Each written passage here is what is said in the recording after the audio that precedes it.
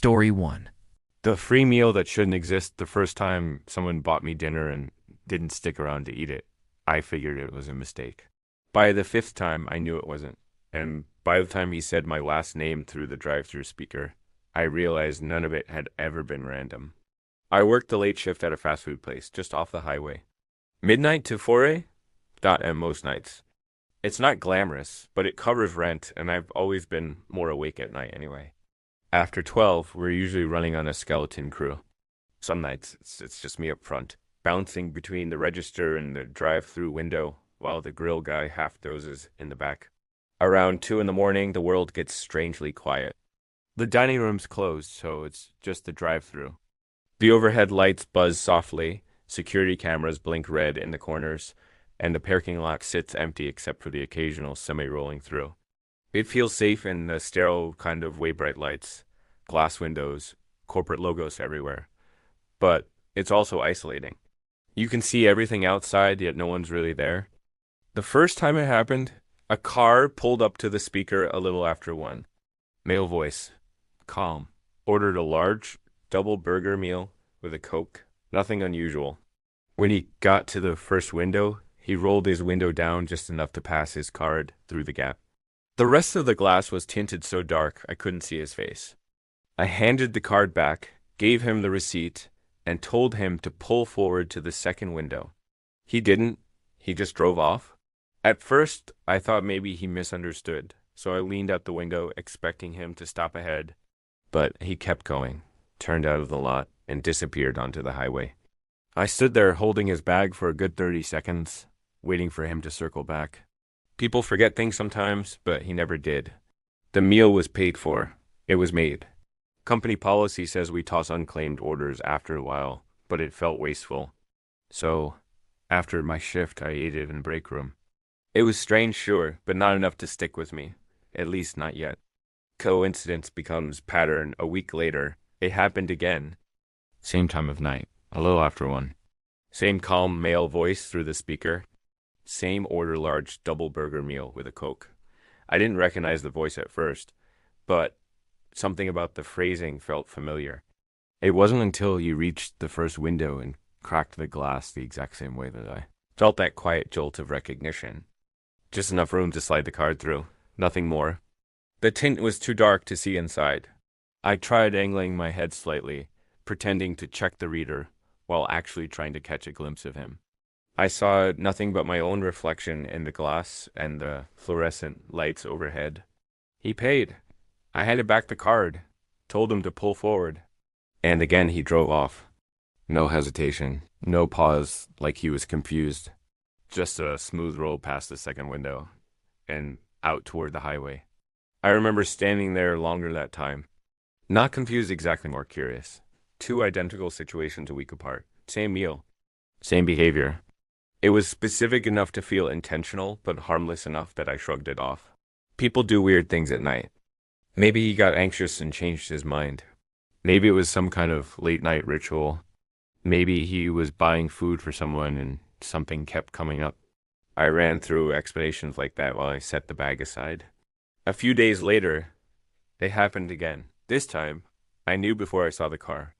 There was something about the way the voice said the order calm, steady, almost rehearsed. I didn't react outwardly. Just rang it up. Told him to pull forward. Same cracked window. Same tinted glass. Same quiet hand passing the card through the narrow gap. I felt a strange mix of anticipation and discomfort. Like I was participating in something without knowing the rules. When he drove off for the third time, I didn't even bother leaning out to look. I just stood there holding the bag, already knowing what would happen next. That's when it stopped feeling like coincidence. It wasn't dramatic. There was no music cue in my head. Just a subtle shift in the air. The realization that this wasn't random behavior. It was a pattern.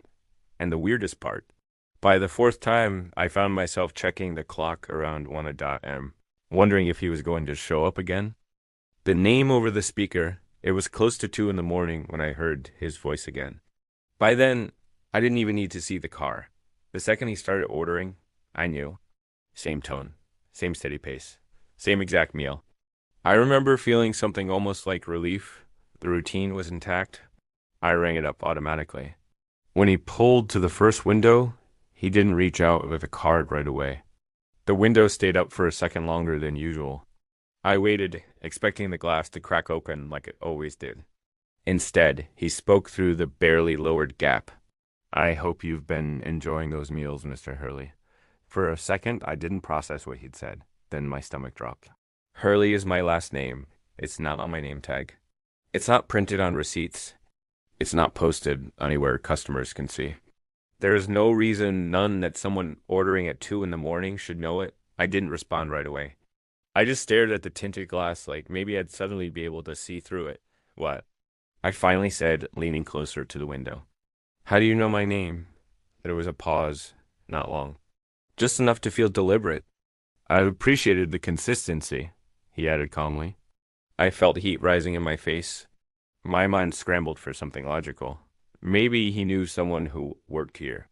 Maybe he'd seen my schedule posted somewhere. Maybe I'd rung him up before during the day and forgotten. Who is this? I asked. Do I know you? No answer. The engine idled softly. Sir, are you paying tonight or...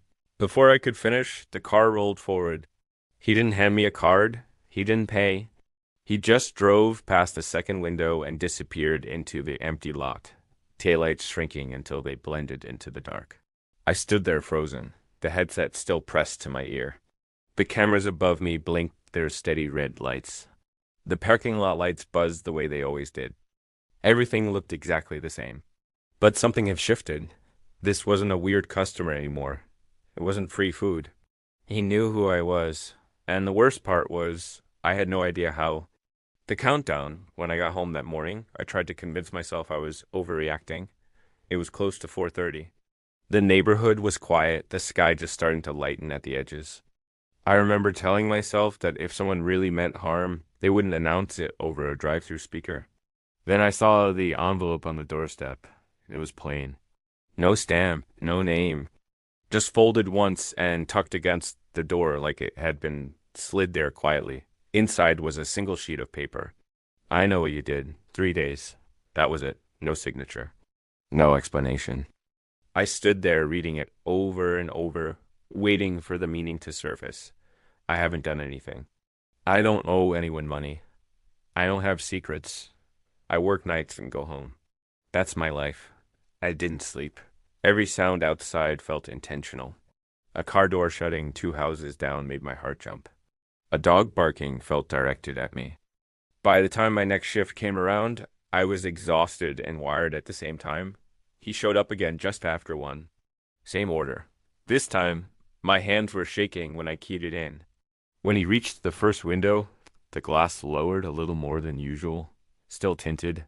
Still impossible to see inside. You got my note? He said calmly.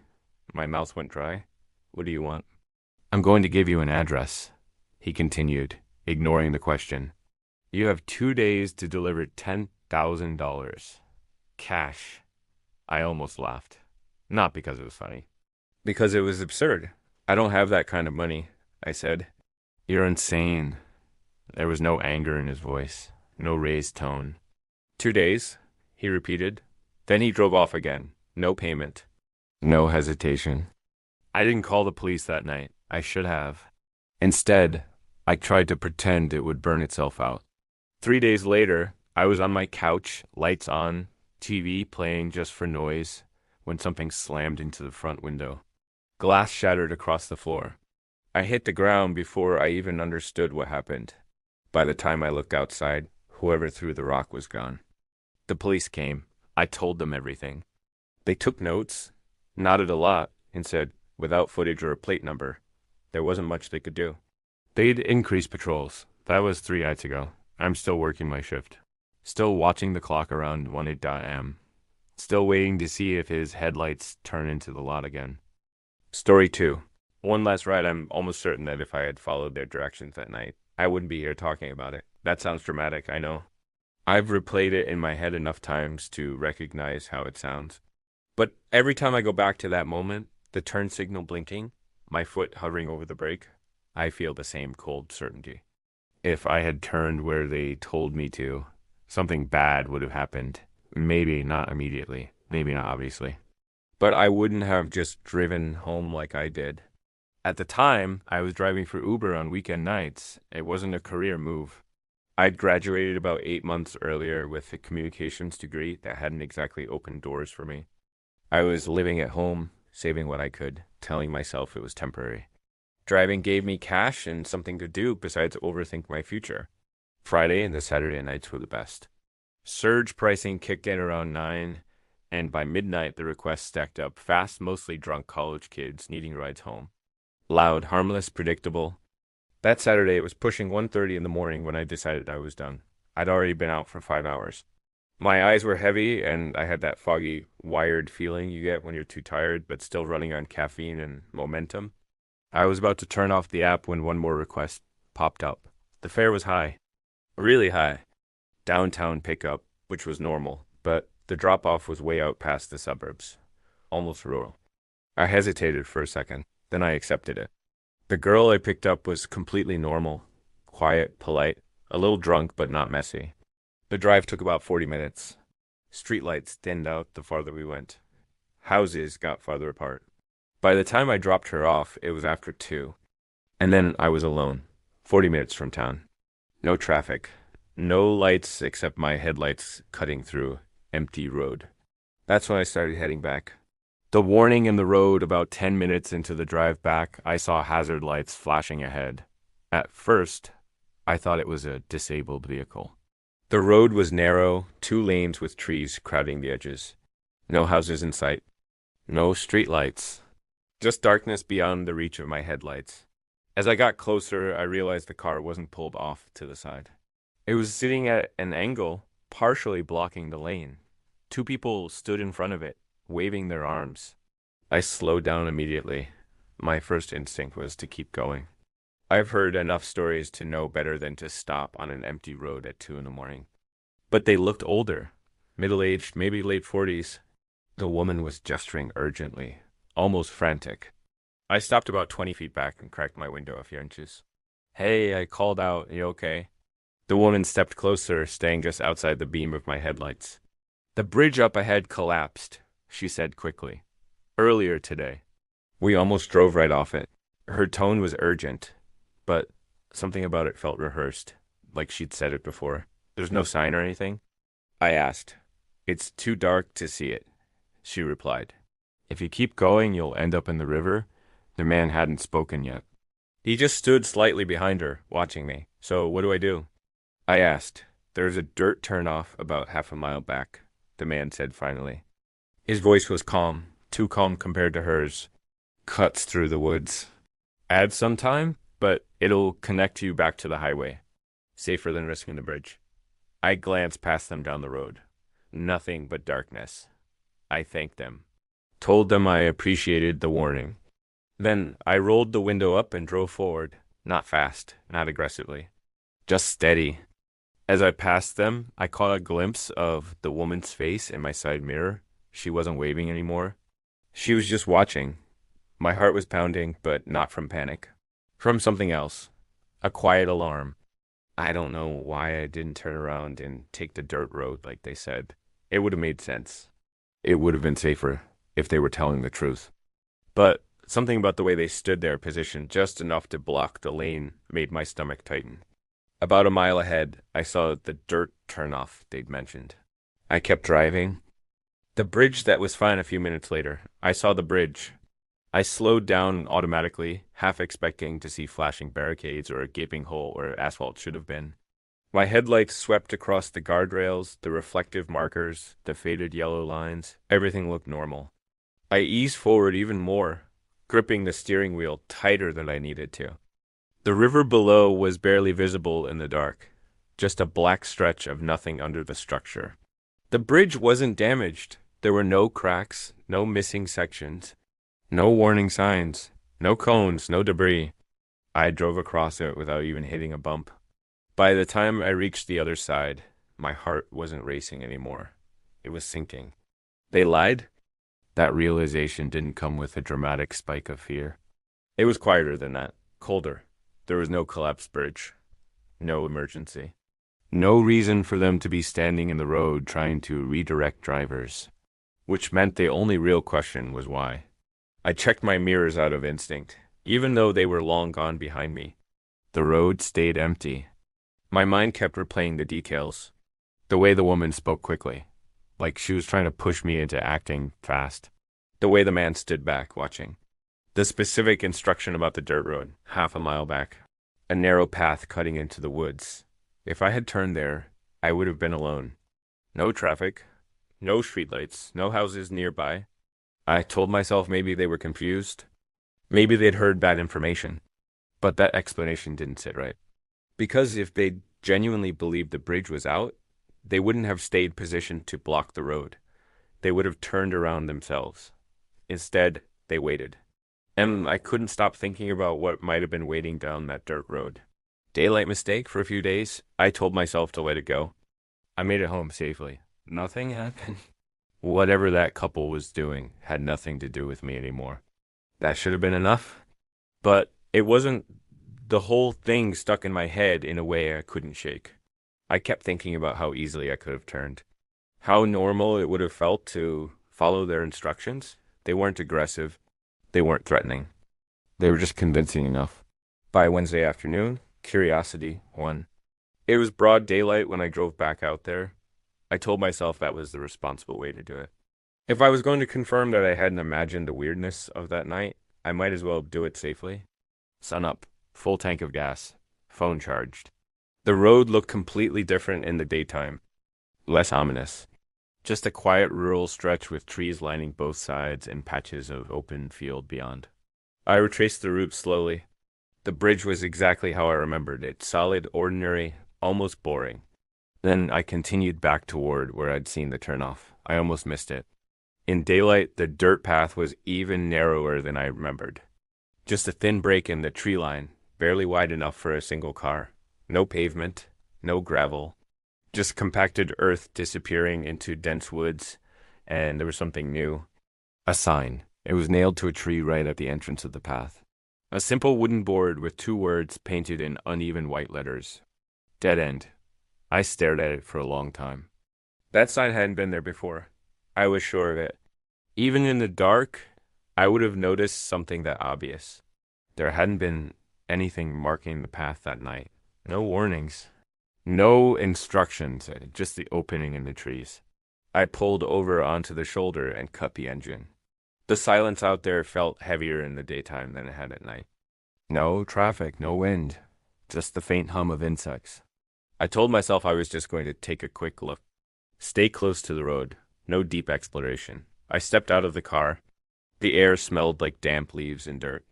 The path didn't look menacing. It looked ordinary. Just a narrow track heading into thicker brush. I walked a few steps toward it. That's when the feeling hit me. It wasn't fear exactly, more like awareness. Like I'd crossed an invisible line between something normal and something I didn't understand. I stopped just before the tree with the sign and looked down the path. It curved slightly to the right after maybe 20 yards, disappearing behind dense growth. I considered going further, and then I heard it. A scream, high-pitched, sharp, definitely a woman. It came from deeper in the woods, beyond the bend in the path. It wasn't a long scream. Just a sudden, raw burst of sound that cut through the quiet and then stopped. My body reacted before my brain did. I turned and ran back to my car without looking behind me. I didn't wait to hear anything else. I didn't call out. I didn't check my phone. I just got inside, locked the doors, and pulled back onto the road. As I drove away, I kept checking my rearview mirror, half expecting to see someone step out from the trees. No one did. I haven't been back since. But sometimes when I think about that night with the couple, I don't picture myself turning down that path. I picture someone else doing it. And I can't stop wondering if that scream was for them. Story 3. Motion alerts in the snow. I know someone was inside that warehouse with me that night. I can't prove it. No footage. No forced doors. No alarms tripped beyond what the system logged. Maintenance searched the entire building the next morning and found nothing. But I know what I heard and I know what I saw on those monitors. At the time, I was working overnight security for a commercial warehouse complex on the edge of town. 11 p.m.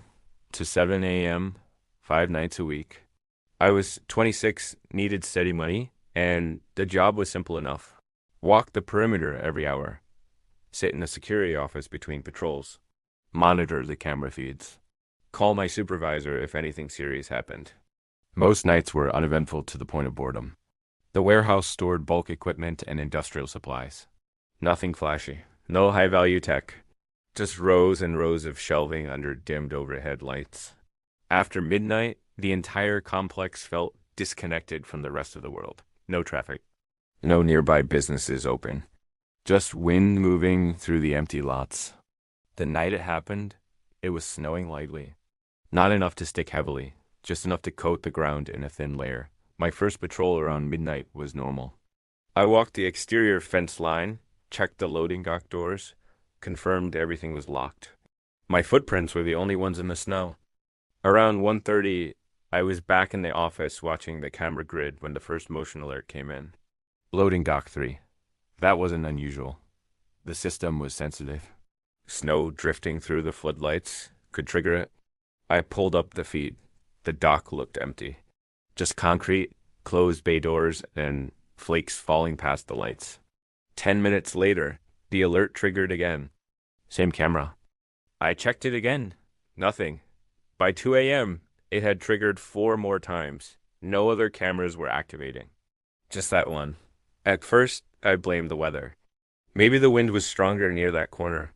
Maybe snow was piling up against something and shifting. But what bothered me wasn't just the repetition. It was that every time I rewound the footage, the motion seemed to register at the very edge of the frame. Like something was there, just barely out of view. Motion alerts in the snow. I know someone was inside that warehouse with me that night. I can't prove it. No footage, no forced doors, no alarms tripped beyond what the system logged. Maintenance searched the entire building the next morning and found nothing. But I know what I heard, and I know what I saw on those monitors. At the time, I was working overnight security for a commercial warehouse complex on the edge of town. 11 p.m. to 7 a.m., 5 nights a week. I was 26, needed steady money, and the job was simple enough. Walk the perimeter every hour. Sit in the security office between patrols. Monitor the camera feeds. Call my supervisor if anything serious happened. Most nights were uneventful to the point of boredom. The warehouse stored bulk equipment and industrial supplies. Nothing flashy, no high-value tech, just rows and rows of shelving under dimmed overhead lights. After midnight, the entire complex felt disconnected from the rest of the world. No traffic. No nearby businesses open, just wind moving through the empty lots. The night it happened, it was snowing lightly. Not enough to stick heavily, just enough to coat the ground in a thin layer. My first patrol around midnight was normal. I walked the exterior fence line, checked the loading dock doors, confirmed everything was locked. My footprints were the only ones in the snow. Around 1:30, I was back in the office watching the camera grid when the first motion alert came in. Loading dock 3. That wasn't unusual. The system was sensitive. Snow drifting through the floodlights could trigger it. I pulled up the feed. The dock looked empty. Just concrete, closed bay doors, and flakes falling past the lights. 10 minutes later, the alert triggered again. Same camera. I checked it again. Nothing. By 2 a.m., it had triggered 4 more times. No other cameras were activating. Just that one. At first, I blamed the weather. Maybe the wind was stronger near that corner. Maybe snow was piling up against something and shifting. But what bothered me wasn't just the repetition. It was that every time I rewound the footage, the motion seemed to register at the very edge of the frame, like something was there. Just barely out of view. Edge of the frame, the alerts kept coming. Almost exactly every 15 minutes, like clockwork. Loading dock 3, same camera, same brief spike of motion detected. I stopped trusting my first assumption about the snow. If it were wind, it would be random. If it were drifting flakes, it wouldn't be that consistent. This felt timed. Each time the alert went off, I'd pull up the live feed and then rewind 30 seconds. I'd stare at the edges of the frame, watching the floodlit concrete and the shadows beyond the dock doors. Nothing obvious ever crossed into view. But there were moments, half-second flickers at the corner of the image, where the light shifted just slightly. Not enough to make out of shape, just enough to suggest movement. At 2:30, I grabbed my coat and went outside. The snow had settled more by then, a thin, even layer across the dock area. I walked the entire perimeter slowly, shining my flashlight along the walls and under the parked trailers.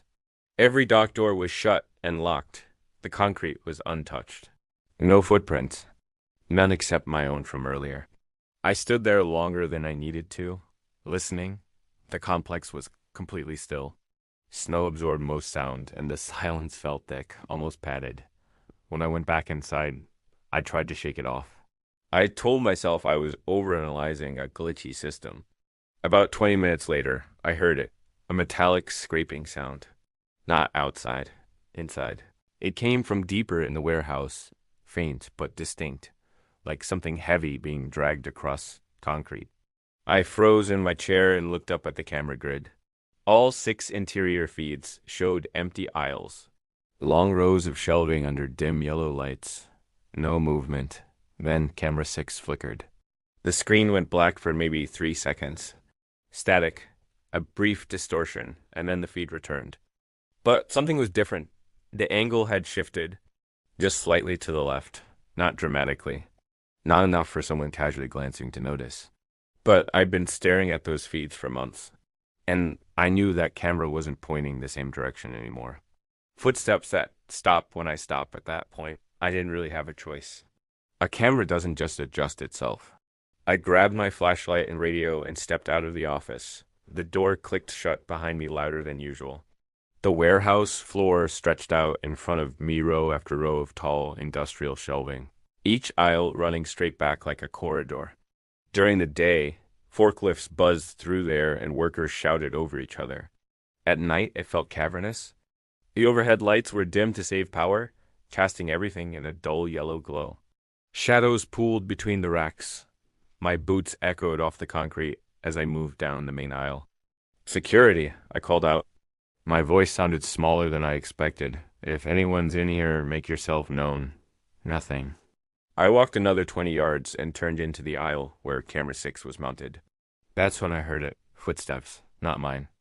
They were faint but distinct rubber soles on concrete, maybe 2 or 3 aisles over to my left. Slow, measured. I stopped walking. The footsteps stopped too. I stood there, holding my breath without meaning to. The warehouse fell back into complete silence. It could have been an echo, I told myself. Sound bouncing strangely off the shelves. I took another step forward. A second later, I heard one, then another, matching my pace. I stopped again. So did the other steps. The air felt colder suddenly. I couldn't see anyone between the racks, just long, empty rows disappearing into shadow. "Look," I said, louder this time.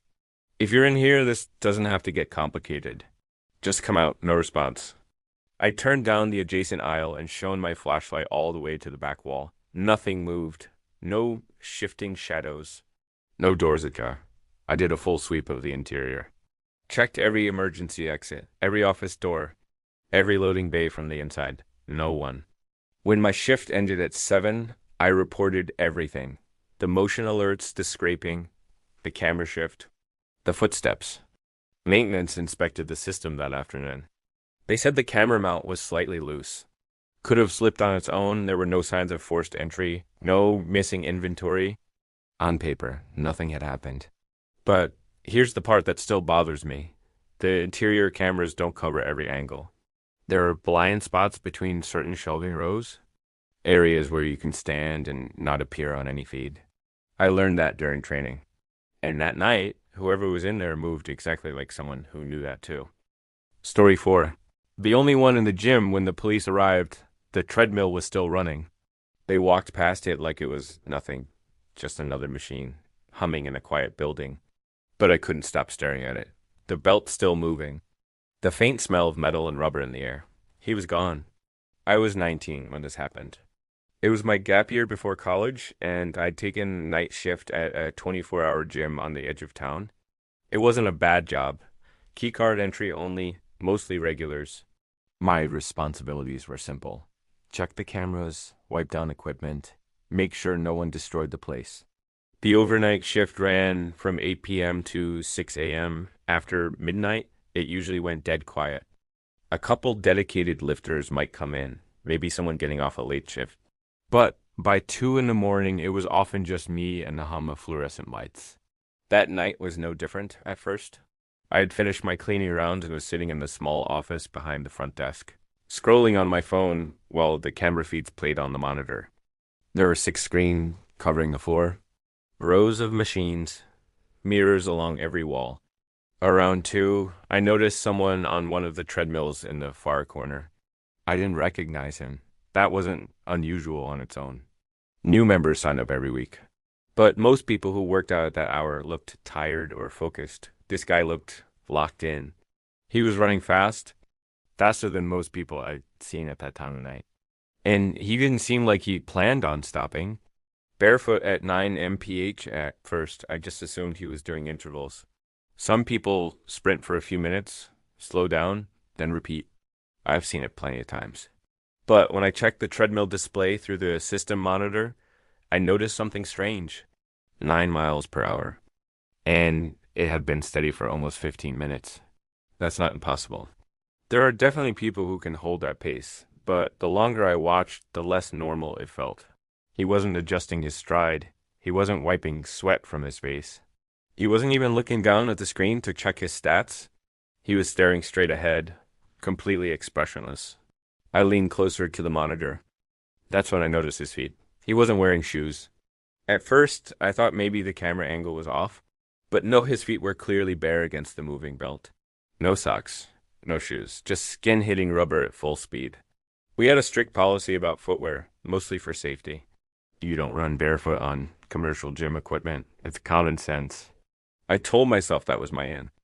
Just go out there, mention the rule, ask him to put shoes on or leave. Simple, but I kept watching for another minute. He didn't slow down. 20 minutes now. Most people would at least adjust their pace or grab the rails for a second. He didn't touch anything. His arms pumped mechanically at his sides. His breathing, from what I could tell through the silent feed, didn't even look labored. His face never changed. There was something about the stillness of his expression that bothered me more than the speed. Like he wasn't reacting to the effort at all.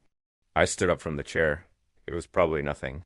Maybe he was just one of those hardcore minimalist runners. Maybe he forgot his shoes in the locker room. But as I walked toward the gym floor, I couldn't shake the feeling that I wasn't about to enforce a policy. I was about to interrupt something I didn't understand. Blood on the belt? The sound hit me first. A dull, rhythmic thud layered over the treadmill motor. Louder than it should have been. When I rounded the corner and saw the machine up close, my stomach dropped. The back half of the treadmill belt was dark. At first I thought it was just sweat, maybe spilled water. But then I saw it drip blood. Each time his foot came down, it left a wet, red print before the belt carried it back and under again. The rear of the machine was speckled. Tiny droplets had started to splatter onto the wall behind it. He kept running.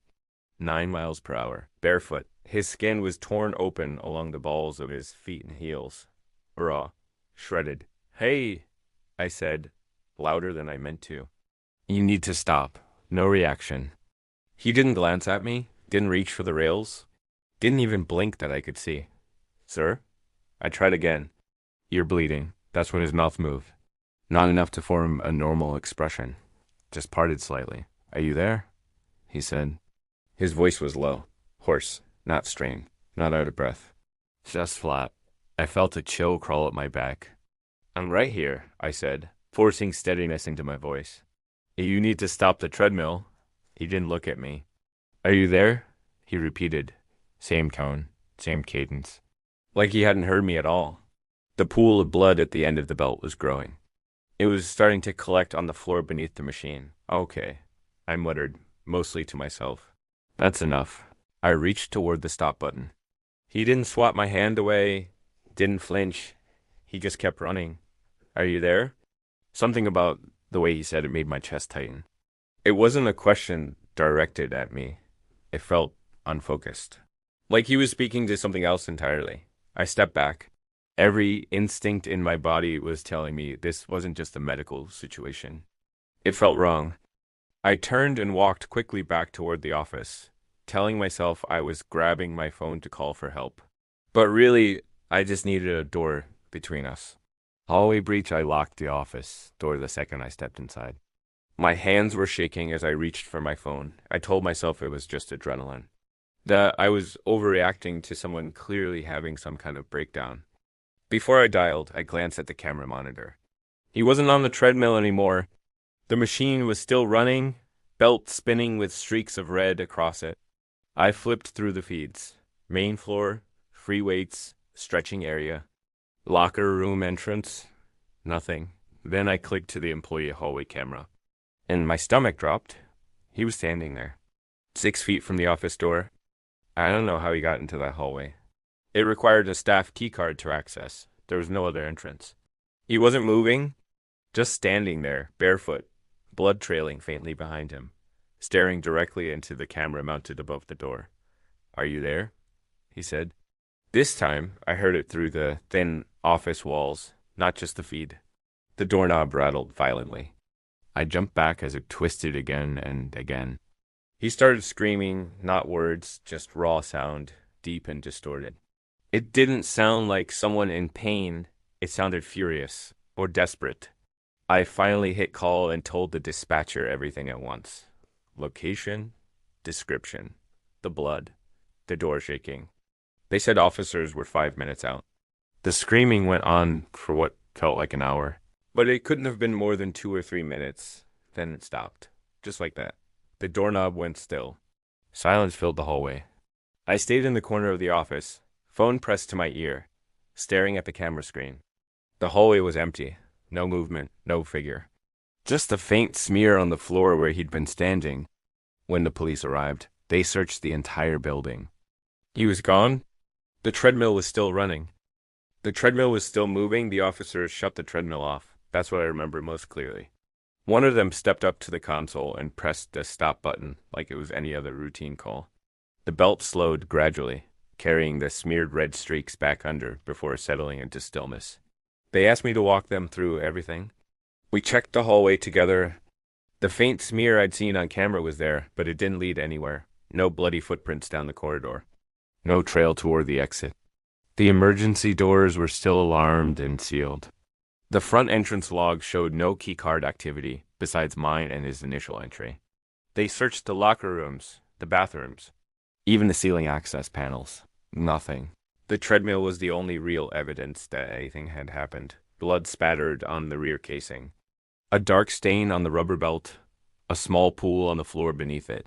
But there was no blood leading away from it. One of the officers asked if I was sure I hadn't exaggerated what I saw. I didn't answer that. I quit the next morning. The manager tried to convince me to stay, said they'd review security procedures, maybe add another overnight employee. I told him it wasn't about staffing. It was about the fact that someone had been inside a locked hallway without a key card. I didn't mention the way he kept asking if I was there. I don't go to that gym anymore. I don't work night shifts if I can avoid them. But sometimes when I'm driving past that strip mall late in the evening, I glance toward the front windows. They're reflective at night. You can't really see inside. And every time I pass them, I check my rear view mirror just to make sure I'm not the only one looking back.